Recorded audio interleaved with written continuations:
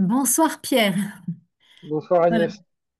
Donc nous avons le plaisir de t'accueillir ce soir parce que tu es une figure singulière qui allie spiritualité, accompagnement personnel et transformation professionnelle. Tu es né en 1967 à Lille dans une famille catholique et tu as traversé très tôt des épreuves marquantes qui t'ont amené à te questionner sur le sens de la vie. D'abord, tu t'es engagé dans une voie d'ascèse et de thérapie et puis tu es devenu psychothérapeute auprès de personnes en grande souffrance. Puis tu as évolué vers le monde de l'entreprise en tant que consultant qualité, sécurité, environnement, avec une préoccupation constante, celle de protéger et de valoriser la vie. De cette double expérience, intérieure et professionnelle, est née une véritable colonne vertébrale spirituelle qui t'amène aujourd'hui euh, à accompagner des dirigeants, des indépendants et des cadres vers plus de clarté, d'alignement et de sens dans leur vie professionnelle. Donc, ton approche repose sur 5 piliers puissants. La prévention santé et sécurité, pour préserver l'énergie et prévenir l'usure invisible. L'ikigai, cet art de vivre japonais qui reconnecte à la vocation profonde. Le kaizen, qui est une philosophie du changement durable et sans brutalité. La clarté intérieure, pour discerner sa vérité dans le bruit ambiant. Et enfin, le pilotage éclairé, car on ne peut pas diriger dans le brouillard. Pierre, toi, tu ne proposes pas une spiritualité hors sol, mais une spiritualité incarnée dans la marche, la méditation, la prière, l'écoute du vivant. Et pour toi, le sacré est partout où la vie circule. Tu es également auteur du livre remarqué Mettez votre ikigai au service de votre réussite professionnelle. Ce livre a été récompensé par le prix Pôle emploi en 2020. Et tu es aussi l'auteur d'un ouvrage sur le tarot initiatique que tu utilises comme outil symbolique d'introspection et de transformation.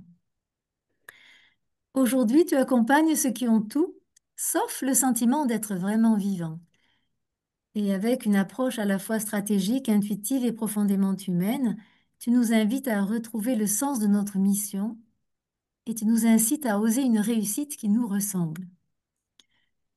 Donc, Pierre, tu es passé d'un chemin d'ascèse et de psychothérapie au conseil en entreprise et même aujourd'hui à une sorte d'accompagnement spirituel. Alors, quel fil conducteur relis-tu à toutes ces étapes et quelles sont les épreuves qui ont façonné ta quête de sens? Bon, tout d'abord, bonsoir et merci de m'accueillir. Bonsoir aux auditeurs et aux auditrices qui vont nous écouter en replay et qui nous écoutent ce soir. Le fil rouge qui accompagne toute mon activité spirituelle et professionnelle, c'est la préservation de la vie. Pour moi, la vie est quelque chose de sacré, d'important. Je crois d'ailleurs à une force créatrice de la vie, plus qu'en un Dieu formel et révélé au sens des religions bibliques ou des religions du livre. Et qu'est-ce qui m'a amené à considérer la vie comme sacrée? Eh bien, ce sont deux expériences que j'ai vécues lorsque j'étais plus jeune. Effectivement, comme tu l'as dit, Agnès, j'ai grandi dans une famille plutôt bourgeoise et plutôt catholique, avec un certain nombre de valeurs, et je suis l'aîné d'une famille de trois enfants. Arrive 3 ans après moi une petite sœur qui s'appelait Isabelle, puis 12 ans derrière moi un petit frère dont je suis le parrain et qui s'appelait Jean-Charles. Alors je dis qu'il s'appelait parce que mon petit frère est décédé sur la plage de Berck-Plage en 1985 à l'âge de 5 ans, et à l'époque j'en avais 17. Et évidemment, lorsque l'on croise la mort d'un enfant de 5 ans à 17 ans, c'est un séisme qui vient tout bouleverser dans la vie. Et à ce moment-là, eh bien, j'ai essayé de me raccrocher à ce que j'avais appris lorsque j'étais plus jeune dans ma famille, c'est-à-dire la foi catholique. J'ai beaucoup prié en espérant qu'un miracle arrive, un miracle qui n'est évidemment pas arrivé. Et donc, je me suis réfugié pendant quelques années on va dire, dans la foi catholique et dans une vie spirituelle au service de l'Église catholique. jusqu'à entamer un parcours qui m'a amené au séminaire et où j'ai fait des études en théologie catholique à l'université de Strasbourg, quasiment jusqu'à l'ordination. Et puis, en travaillant, en réfléchissant, à la fois, en travaillant sur les écritures anciennes, sont apparues un certain nombre de questions euh, qui m'ont aidé à réfléchir, mais qui m'ont aussi éloigné progressivement de la foi catholique telle qu'elle est proposée et enseignée par l'Église. Notamment, une question qui me turlupinait à l'époque, c'était: sommes-nous seuls dans l'univers? Et si nous ne sommes pas seuls dans l'univers, pourquoi Dieu se serait-il révélé sous la forme d'un être humain juste sur notre planète et pas sur les autres? Alors évidemment, c'est une question un peu naïve d'un gamin de 17 ans ou d'une vingtaine d'années, mais ce sont des questions qui m'ont permis je vais dire, de cheminer. Et puis évidemment, le traumatisme du décès de mon petit frère, le séisme que ça a laissé dans ma famille, puisque ma mère ne s'en est jamais vraiment remise, et mon papa, qui était un homme très érudit, mais assez froid et avec peu d'émotions, s'est enfermé encore dans plus de distance, ce qui a généré des complications, des difficultés relationnelles entre lui et moi pendant un certain temps. Et puis, quelques années plus tard, c'est cette fois-ci ma sœur qui est également décédée, cette fois-ci d'un mélanome, donc un cancer de la peau, lié probablement à une trop forte exposition au soleil lorsqu'elle était plus jeune, et qui laissait derrière elle deux enfants à l'époque de 5 et 7 ans. Euh, et donc, de nouveau, un séisme avec plein de questions qui, euh, qui m'ont amené à réfléchir à ce que je pouvais faire pour préserver la vie. Euh, Parce qu'évidemment, j'ai été confronté assez jeune à la question de la mort, je dirais de manière assez brutale. On n'est pas préparé, enfin, je ne sais pas si on peut être préparé un jour à la mort de ses proches ou à la mort de personnes qui comptent et qui sont importantes pour nous. En tous les cas, quand on a 17 ans et qu'on est confronté à la mort de son jeune frère, c'est un séisme un peu compliqué à vivre, difficile à intégrer. Euh, donc ça, c'est pour, je dirais, les événements qui m'ont amené à ce fil rouge. Alors ensuite, ben, en faisant mes études, notamment au séminaire et à l'université de Strasbourg, où j'ai travaillé notamment les écritures, j'ai pris conscience que le métier, entre guillemets, de prêtre était un métier assez généraliste. Et moi, je me sentais vraiment plus proche, plus disponible, plus à l'écoute de personnes en souffrance. Pendant ma période d'études au séminaire, j'ai été amené à être visiteur de prison, donc visiter les détenus de la maison d'arrêt de Strasbourg. En visitant ces détenus, à un moment donné, j'ai été à l'écoute d'un jeune homme qui était légèrement plus âgé que moi, mais pas tant que ça. Il devait avoir 3 ou 4 ans de plus. Lui avait été amené à ôter la vie de manière un peu accidentelle dans son parcours. Et il purgeait sa peine de prison pour cette raison-là. Et en l'accompagnant, je me suis rendu compte que la bonne volonté, l'envie de bien faire, c'était une chose, mais que c'était très insuffisant face à des personnes en difficulté et en souffrance, et que peut-être j'avais besoin d'acquérir un bagage un peu plus solide pour pouvoir apporter un questionnement et un accompagnement qui soit pertinent aux personnes qui étaient en grande souffrance. Parallèlement à mes études en théologie catholique, j'ai commencé des études d'écoute rogérienne, puis d'analyse transactionnelle, puis je me suis formé dans différentes écoles de psychothérapie, jusqu'à devenir analyste transactionnel certifié, et à m'orienter plutôt vers l'accompagnement de personnes qui étaient en difficulté dans leur vie, plutôt que de me diriger vers le métier de prêtre. Donc j'ai quitté le séminaire et je me suis installé à la fin des années 90 en tant que psychothérapeute dans la région lilloise. Donc, tu as changé d'orientation et tu t'es orienté vers quelque chose de plus pratique, si je comprends bien, enfin, qui t'a semblé apporter un peu plus de réponses aux personnes en difficulté. Oui, parce que j'ai eu depuis très jeune la conviction que la spiritualité n'avait de sens que si elle était incarnée. Souvent, on a tendance à opposer le corps et l'esprit, la vie quotidienne, la vie de tous les jours, et puis la vie spirituelle, que souvent on voit comme quelque chose de un peu dans les nuages et un peu loin de nous. Or, pour moi, les deux sont profondément liés. Nous sommes un être, certes constitué de plusieurs éléments, mais nous sommes chacun d'entre nous est un être unique. Et l'objectif, pour moi, c'est de retrouver cette unité plutôt que de chercher à générer plus de divisions. Et ça a d'ailleurs toujours beaucoup de sens pour moi que d'essayer de garder une spiritualité incarnée dans le quotidien et dans la vie de tous les jours. Lorsque je m'adresse à ce qui pour moi représente la divinité, à savoir la force créatrice de la vie, je ne m'adresse pas à quelque chose de lointain et d'inexistant. J'en fais quelque chose de concret. Et c'est particulièrement important, notamment dans le métier que j'exerce aujourd'hui et dans les accompagnements que je peux être amené à proposer aux personnes qui viennent solliciter mon aide.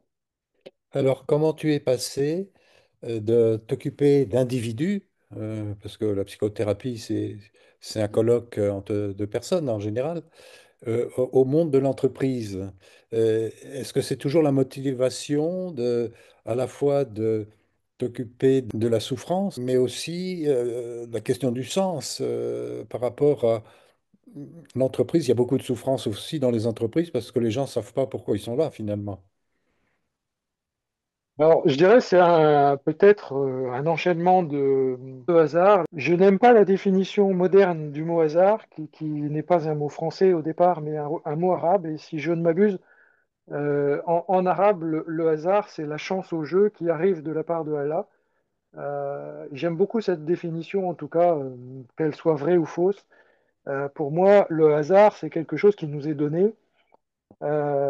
Et donc, pour répondre à ta question, quand je me suis installé dans la région lilloise comme psychothérapeute, il se trouve que j'étais un peu une exception, puisque à l'époque, le métier de psychothérapeute et le métier de psy en général était assez féminisé.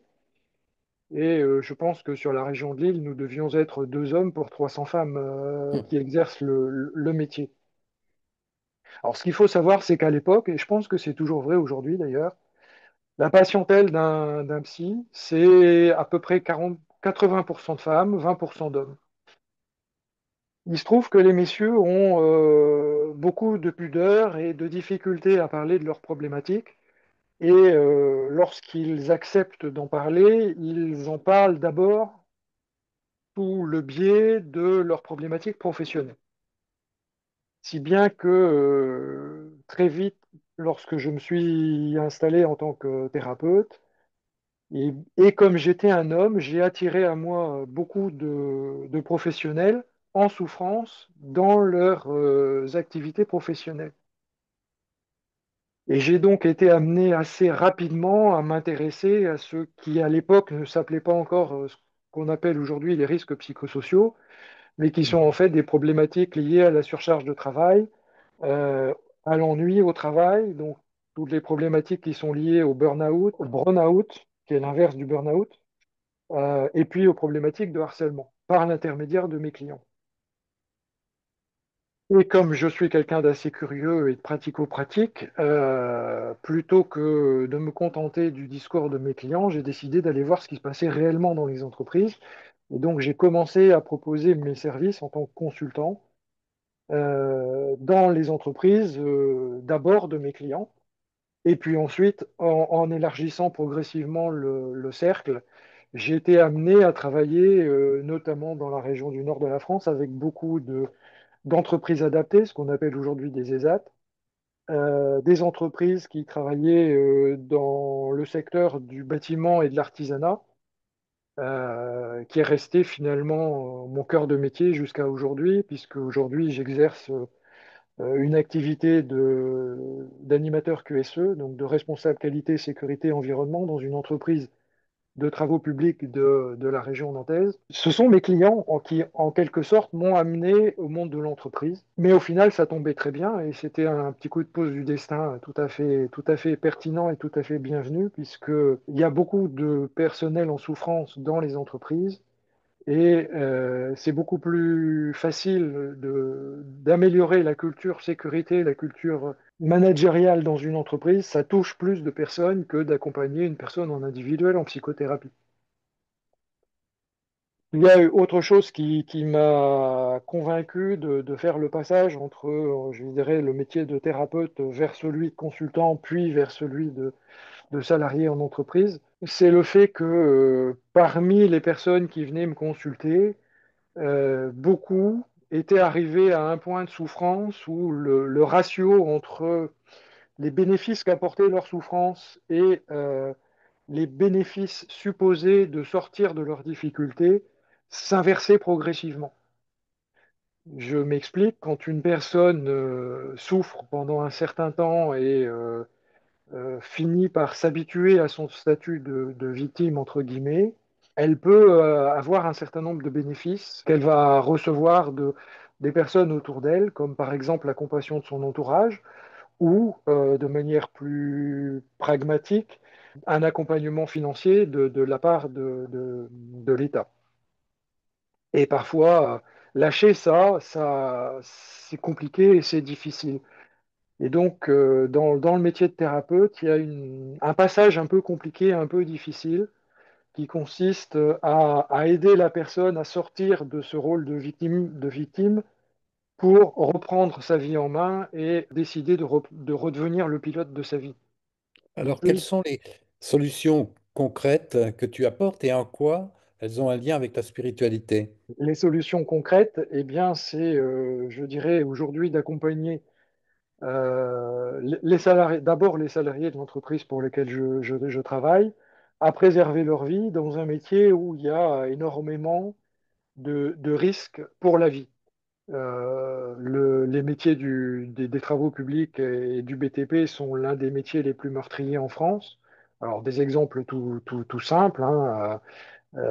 Récemment, au mois de juillet, il y a un jeune homme de 19 ans qui est décédé parce qu'il s'est fait ensevelir sous un camion d'enrobé. Donc l'enrobé, c'est le matériau qu'on met sur les routes. Ces enrobés sont amenés sur les chantiers par des camions qui se lèvent pour qu'on puisse distribuer l'enrobé dans des machines qui s'appellent des finishers. Et parfois, ces machines eh bien, sont trop importantes et ne permettent pas de terminer le travail. Il faut le terminer à la brouette. Et donc ce jeune était avec sa brouette sous le camion d'enrobé et puis la porte a lâché. Donc l'enquête est en cours, donc on va pas chercher qui a été coupable. Le résultat est que ce jeune s'est mangé l'intégralité du contenu du camion d'enrobé. Alors l'enrobé, ça se pose à chaud, à 160 degrés. Donc vous pouvez imaginer qu'il est mort dans des souffrances un peu compliquées. Et le chauffeur du camion qui a essayé de lui sauver la vie, en mettant les mains dans l'enrobé pour essayer de le sortir de la situation dans laquelle il se trouvait, eh bien, il a laissé ses mains. Et donc concrètement, ce que je fais aujourd'hui, c'est que je réfléchis avec mes équipes et puis avec les salariés de mon entreprise à des solutions pour que ce type d'accident n'arrive plus. Quel lien je fais avec la spiritualité? Euh, Eh bien, pour moi, la spiritualité, c'est la vie de l'esprit. C'est la capacité que nous avons à réfléchir pour tout ce que nous pouvons faire pour que nous puissions avoir une meilleure vie une vie plus en harmonie avec les autres, une vie plus en harmonie avec l'environnement dans lequel nous évoluons, une vie plus épanouie avec la nature, et puis une vie plus épanouie avec le divin en nous, puisque je crois que la vie n'est pas apparue par hasard et qu'il y a quelque chose qui en est à l'origine, quelque chose dont je ne sais pas forcément nommer le nom, mais pour moi, c'est important d'essayer de mettre tout ça ensemble et de faire en sorte qu'il y ait une cohésion entre tout ça. L'ouvrier qui part tous les matins pour embellir nos routes, quelque part, il participe à améliorer notre vie en société et son travail est un acte spirituel, même si aux yeux de nombreuses personnes de la société, il peut sembler être au bas de l'échelle et faire un travail qui est ingrat. N'empêche que s'il n'était pas là, eh bien, on ne pourrait pas circuler. Et si on ne peut pas circuler, eh bien, on ne peut pas se rencontrer les uns les autres. Et donc, on ne peut pas non plus développer des connaissances, des relations et une vie spirituelle. Donc, j'essaye de rendre concret, en fait, des choses qui peuvent paraître parfois peut-être un peu éloignées de la vie concrète. Quand on parle de spiritualité, on a tendance à penser vraiment à s'adresser à Dieu dans le coin dans le coin de sa chambre ou dans le confort d'une église ou d'un temple. Alors certes, c'est important et ça permet de vivre une spiritualité, d'avoir des rituels ou des astuces pour s'adresser au divin, mais on peut aussi s'adresser au divin au quotidien, dans la vie de tous les jours, et notamment en ayant des actions très concrètes pour protéger l'existence de ces hommes et de ces femmes qui font des métiers ingrats et qui participent vraiment pleinement à la croissance de nos sociétés. Alors, Agnès a évoqué différents noms, un ikigai japonais, le tarot. Est-ce que ces outils-là, qui ont pour toi une dimension spirituelle, est-ce que tu l'évoques directement avec toutes ces personnes ou est-ce que c'est ta façon de travailler toi et ce qui compte, c'est le résultat que tu as avec eux, mais cette dimension spirituelle n'est pas forcément évoquée? Pour accompagner une personne qui est en difficulté ou en souffrance, l'outil le plus important, c'est souvent le questionnement. C'est beaucoup plus efficace d'aider une personne à réfléchir que de lui apporter des solutions. Donc, ce sont des outils que j'ai à ma disposition. J'aime assez comparer ces outils que j'utilise comme un petit peu la boîte à outils du garagiste. Quand quelqu'un porte sa voiture à réparer chez le garagiste parce qu'elle est en panne, il ne demande pas au garagiste s'il va utiliser un tournevis, une clé à molette ou un autre type d'outil pour réparer sa voiture. Ce qu'il lui demande, c'est de réparer sa voiture. Eh bien, moi, je fais un peu la même chose, c'est-à-dire que j'utilise des outils, et parmi ces outils, il y en a trois qui sont particulièrement puissants et que j'aime beaucoup utiliser. C'est effectivement l'ikigai, parce que l'ikigai, c'est un concept japonais qui nous aide à nous recentrer sur ce qui fait notre unicité, notre singularité et à accepter cette singularité. Nous sommes tous uniques en notre genre, avec des dons qui nous sont particuliers. Et lorsqu'on accepte d'être en cohésion avec en accord, en adéquation avec ces dons, eh bien, il se trouve qu'on est plus pertinent d'abord parce qu'on est plus à l'aise avec soi-même, et en étant plus même à l'aise avec soi-même, on est plus à l'aise avec les autres.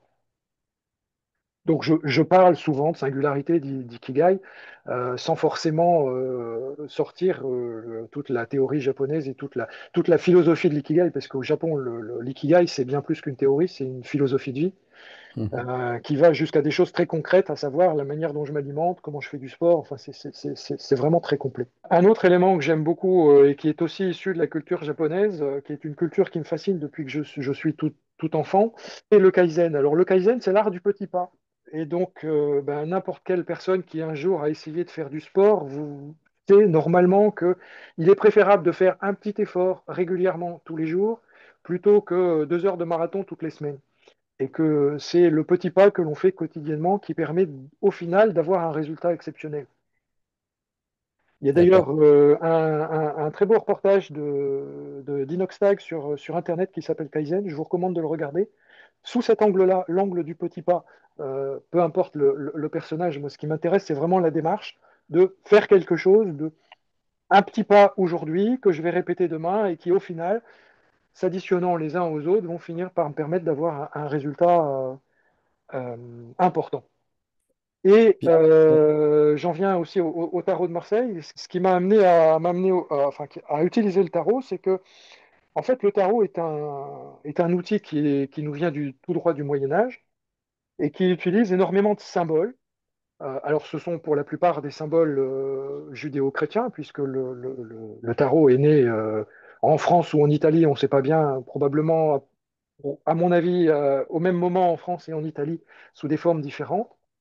Et donc, il s'inspire beaucoup de l'iconographie religieuse du Moyen Âge, mais lorsque l'on médite un arcane du tarot de Marseille, eh bien, c'est un outil tout à fait intéressant pour faire ce qu'on appelle de la projection, c'est-à-dire quand je rencontre une personne qui a du mal à s'exprimer sur ses difficultés, sur qui elle est, sur ses besoins ou ses envies, lui proposer un support qui est un arcane du tarot et de lui demander les symboles qu'il perçoit dans cet arcane et comment ces symboles lui parlent, eh bien, ça permet de dénouer le dialogue et de rentrer en contact avec l'autre et de découvrir son univers, ce qui est le meilleur moyen pour le connaître et donc pour l'aider. Et donc, le tarot, pour moi, c'est plus un outil projectif qui va me permettre de faciliter le dialogue avec les personnes que j'accompagne plutôt qu'un outil divinatoire tel qu'il est souvent pratiqué. Oui, d'accord. Euh, Et j'utilise pour ça un tarot moderne avec des symboles qui sont plus adaptés à notre culture d'aujourd'hui, qui permet de passer outre l'aspect un petit peu trop religieux du tarot originel. Si tu peux nous donner un exemple concret d'éclairage que cet outil apporte dans une décision professionnelle. Eh bien, comme je le disais, j'utilise le tarot comme un outil projectif. Donc, admettons que la personne, donc je fais tirer deux ou trois cartes, hein, un peu comme un voyant, sauf que je ne vais pas utiliser les cartes qui sortent du tirage comme une prédiction, mais je vais l'utiliser plutôt comme un outil de lecture de ce que vit la personne au jour d'aujourd'hui. Donc, admettons que la personne ait sorti cet arcane, qui est l'arcane de la maison Dieu. Donc la maison Dieu a la particularité de représenter une tour, d'où sortent un ou plusieurs personnages dans des postures un peu chaotiques, et puis avec cet éclair qui vient du ciel. Et donc je vais questionner la personne pour lui demander, ben tiens, qu'est-ce que cette tour évoque pour toi dans la situation professionnelle dans laquelle tu te trouves? Comment ça te parle des difficultés que tu rencontres dans ta vie professionnelle actuellement? En quoi les personnages qui semblent être éjectés de cette tour racontent quelque chose de ton histoire? Qu'est-ce que cet éclair représente pour toi? Et donc, par l'intermédiaire d'un questionnement, à partir de la source de l'image, eh bien, je vais progressivement aider la personne à euh, poser dans le dialogue avec moi des éléments qui sont importants dans son histoire et en continuant de creuser et de questionner la personne, je vais l'aider à prendre elle-même conscience, soit des blocages, parce qu'en l'occurrence, la Maison Dieu peut très bien parler d'un enfermement et d'une personne qui sort de cet enfermement. Ça peut aussi parler d'une libération, ça peut aussi parler d'un événement extérieur qui vient casser et rompre quelque chose. Donc, c'est une carte, comme la plupart des arcanes du tarot, c'est un arcane avec de multiples aspects qui peuvent parler assez facilement à une personne qui se sent bloquée dans une situation professionnelle et l'aider aussi à chercher des solutions. Et puis après, ben, je vais essayer de mettre les. Donc, je prends les trois premières qui m'arrivent hein, Mhm. ici. Donc, on a la maison Dieu. Ensuite, on va voir la Lune. Et puis, en troisième, on va voir la Reine de Denier. Donc, parfois, je donne un éclairage aussi parce que il peut être intéressant d'avoir une idée dont la manière dont le tarot s'est construit, puisque le tarot constitué aujourd'hui de 78 cartes 22 arcanes dites majeures qui vont du mat jusqu'au monde, et puis quatre séries d'arcanes dites mineures qui représentent les deniers, les bâtons, les épées et les coupes. Or, symboliquement, dans l'iconographie du Moyen Âge et dans l'iconographie euh, de l'alchimie, il se trouve que les deniers représentent l'univers matériel, les bâtons représentent la créativité, les épées représentent la capacité à réfléchir, à intellectualiser, à prendre conscience, et les coupes représentent l'intuition et les émotions. Et donc, je donne quelques clés de lecture comme ça. Donc, par exemple, ici, on a la reine de denier dans mon tirage. Donc, quel lien y a-t-il entre ce que tu vis matériellement dans ta vie professionnelle et la difficulté dont on a parlé avec la maison Dieu précédemment? Et quelles conséquences ça a concrètement dans ta vie quotidienne, dans ta vie matérielle de tous les jours, puisqu'ici on est dans les deniers. Donc je m'appuie aussi sur la symbolique historique du tarot et la symbolique alchimique et ésotérique sans donner des interprétations aux cartes. En fait, je laisse la personne que j'accompagne trouver sa propre interprétation, mais en guidant à partir d'éléments concrets qui sont issus du travail que j'ai fait sur le tarot. Et donc, c'est aussi un peu ce que j'ai essayé de faire, puisque je suis quelqu'un qui aime bien réfléchir et aussi qui aime bien écrire et transmettre. Donc, c'est un peu le travail que j'ai essayé de faire dans le livre que j'ai écrit sur le tarot, c'est d'aider les personnes qui ont besoin d'accompagner des personnes d'une manière professionnelle et qui souhaitent utiliser le tarot comme un support pédagogique pour le faire, eh bien, à se construire leur propre système de représentation, plutôt que de prendre un livre de tarot qui donne des prédictions en disant que, bah, tiens, si tu tires la maison Dieu, ça veut dire qu'il va t'arriver un terrible malheur dans ta vie. Euh, je vois pas du tout les choses comme ça. Alors justement, quelle est la plus belle transformation que tu as vue chez une personne que tu as accompagnée? Alors avec l'ikigai, avec le tarot ou Kaizen? Pour moi, la plus belle transformation ou le plus beau retour que je peux avoir, c'est quand quelqu'un que j'ai accompagné revient me dire quelque temps après que je l'ai aidé à grandir, à croître dans sa vie, voire peut-être que je lui ai sauvé la vie. C'est arrivé quelques fois dans mon expérience professionnelle. J'ai le souvenir notamment d'une de mes toutes premières patientes qui venait me trouver pour une problématique en thérapie qui était liée à la relation qu'elle avait avec sa mère. Et donc, très vite, j'ai été contraint de lui dire que je ne serais peut-être pas le bon thérapeute pour elle, parce que j'étais un homme et que en étant un homme, ben, je ne pourrais pas être une bonne maman. Et qu'il valait peut-être mieux qu'elle aille voir une collègue femme, qui serait probablement une meilleure maman pour elle. Et cette personne est partie, a quitté mon bureau en claquant la porte. Et quelques années plus tard, elle est venue me revoir ou elle m'a envoyé une carte, je ne sais plus. Enfin bon, en tous les cas, elle m'a dit que je lui avais sauvé la vie et que c'était le plus beau cadeau qu'on puisse lui faire. Mais ça, c'est quelque chose, rien que pour ça, c'est quelque chose qui donne du sens à mon activité. On approche le temps imparti à la première partie. Voilà, j'aimerais que tu nous présentes là le poème que tu as écrit pour nous. Alors, ça s'intitule L'amitié, lumière dans l'ombre. Quand l'ombre du chagrin recouvre nos pensées et que l'âme veille sous le poids des années, le premier de nos gestes est souvent le retrait, comme si disparaître apaisait le mal. Nous craignons de troubler ceux qui nous sont précieux, de plomber l'éclat par le gris de nos cieux, et pourtant, en ces heures où le cœur se défait, que l'amitié s'élève et révèle ses bienfaits. Un ami ne s'encombre pas de nos mots profonds. Il partage, il écoute, il dénoue les questions. Sa main tendue, discrète, illumine notre voix, et sa force en silence apaise nos émois. La douceur d'un regard, le réconfort d'un mot sont parfois le rempart face aux cruels sanglots. L'amitié précieuse est un feu qui réchauffe, une lueur fidèle que nulle tempête n'étouffe. Alors ne cache plus ta douleur dans la nuit.